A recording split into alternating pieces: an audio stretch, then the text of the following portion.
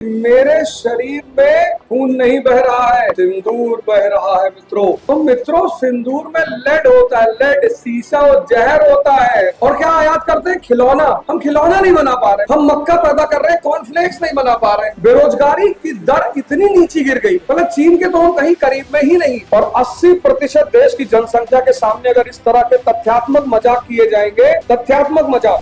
प्रधानमंत्री जी नाले के गैस से वो चूल्हा बातें करते हैं इस देश की गद्दी पर बैठकर, ऐसी ऐसी बातें। अभी उन्होंने रिसेंटली एक स्टेटमेंट दिया कि मेरे शरीर में खून नहीं बह रहा है, सिंदूर बह रहा है मित्रों। तो मित्रों, सिंदूर में लेड होता है, लेड सीसा और जहर होता है। चिल्ला चिल्ला के इस देश की जनता से कह रहे हैं कि मैं इस देश के लिए जहर बन गया हूं। पता नहीं, हमें ऐसा लग रहा है, शायद वो इशारे में जनता से यही कह रहे हैं।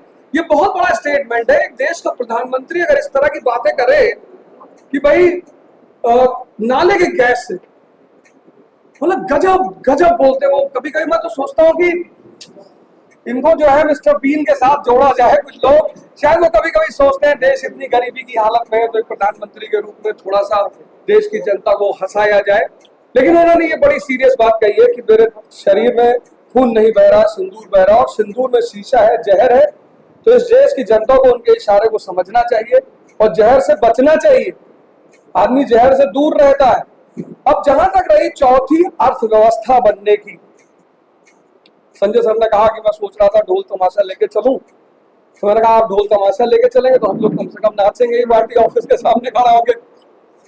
मतलब इस पूरे देश की आधी संपत्ति सिर्फ 1% लोगों के पास है। तो चौथी अर्थव्यवस्था अगर बनी होगी भी तो उसका फायदा आम जनता को कहां से मिलेगा? जब देश की आधी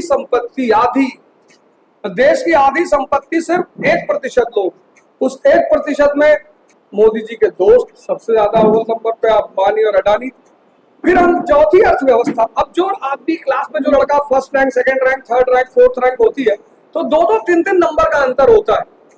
1 नंबर, 2 नंबर, 3 नंबर, इतना विषम अंतर कभी नहीं होता। अब दुनिया की चौथी अर्थव्यवस्था का अगर हम मैन्युफैक्चरिंग उठा के देखें, आज भी हम सबसे बड़े आयातक है पूरी दुनिया में। और क्या आयात करते हैं? खिलौना। हम खिलौना नहीं बना पा रहे, हम मक्का पैदा कर रहे हैं, कॉर्नफ्लेक्स नहीं बना पा रहे। मतलब दुनिया की चौथी अर्थव्यवस्था आयातक है, सबसे बड़ी आयातक, वो भी सामान्य वस्तुओं की। जिस तरह से डिलीवरी बॉय काम कर रहे हैं उसी तरह से आज हमारे देश में युवा काम कर रहे हैं। बेरोजगारी की दर इतनी नीचे गिर गई, मतलब चीन के तो हम कहीं करीब में ही नहीं। मैन्युफैक्चरिंग, एम्प्लॉयमेंट, इंपोर्ट एक्सपोर्ट, इतनी बुरी देश की हालत। मतलब 10 साल के बच्चे अभी भी स्कूल जाने की, बहुसंख्यक बच्चे स्कूल जाने की स्थिति में नहीं है, और हम दुनिया की चौथी अर्थव्यवस्था बन गए। मतलब हमें लगता है कि प्रधानमंत्री मोदी जी भारत की जनता को इशारा कर रहे हैं कि भैया हमसे नहीं संभल रहा, हम नहीं संभाल पाए। तथ्यात्मक 80% इस देश के लोग पढ़े लिखे हैं। एजुकेशन जो रेट है, एजुकेशन जो लिटरेसी रेट हमारे देश की है वो 80%। और 80% देश की जनसंख्या के सामने अगर इस तरह के तथ्यात्मक मजाक किए जाएंगे, तथ्यात्मक मजाक। और आईएमएफ कौन होती है भारत को प्रोजेक्ट करने के लिए?